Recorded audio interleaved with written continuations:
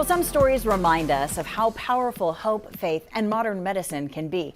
Our next guest proves that you can get through anything. Salina Rivera survived cancer, heart failure, and a life-saving transplant, and she's here today to share her story. It's good to see you. Thanks for coming in. Hi, Shelly. Thank you for having me. Oh my gosh, that sounds like so much when you say it. Cancer, Yes. a transplant, heart failure. Yes. Oh my gosh, what would you say to people facing any kind of medical situation and letting them know that there is life on the other side? Yes, Shelly, that's exactly why I'm here today, because my journey spans over 3 decades of going through this. And through that, I've learned so much. I've evolved. My faith has been strengthened. I found the courage and the perseverance to keep going.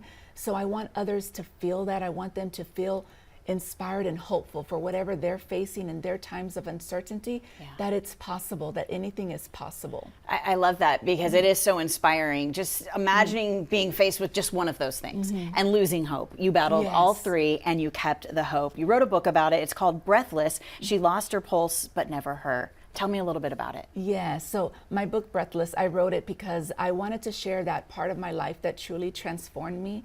It was a time when I had to surrender to God, when I had to build my faith. And because of that, I wanted to serve others. So I actually started writing it a long time ago, and then I stopped because it was very traumatic to get through some of the points. But after my heart transplant, I felt the need that I had to complete my book. I had to share this journey with others. So I wrote it to give others hope. I love that. Tell me a little bit about who this book is for. Would you suggest it for someone who's struggling through a tough time? Yes, definitely for anyone struggling through any type of uncertainty, illness, but also for any reader that's looking for hope, for inspiration. I think that it can fit anyone that just wants to be inspired. The book also includes some journal entries, which I'm sure are very personal. Tell me a little bit about why you decided to include those. Well, these journal entries are where I wrote down my fears, my letters to God, and it's when I fully surrendered in trusting in His plan for my life.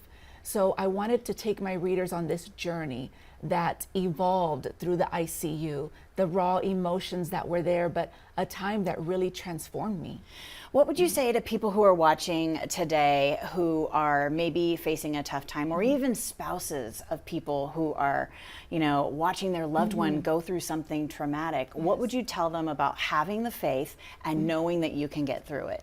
Yes, absolutely. I think that one of the things I highlight in my book is your family, like leaning on your family, and then for those caregivers to continue to have hope, to be strong for their loved ones, to be patient, but know that there's light at the end of their tunnel, that whoever they're witnessing that might be critically ill, that they can look as healthy as I am today. I've been critically ill many times and I am so healthy and thriving. Well, it is so amazing to meet you. I know you're local. You're from right here in San Antonio, born and raised. And so I would love for everyone to grab the book because we're going to need it at some point, right? Tell me a little bit about how we can get the book. Yes, absolutely. It's available on my website. You can go to my website.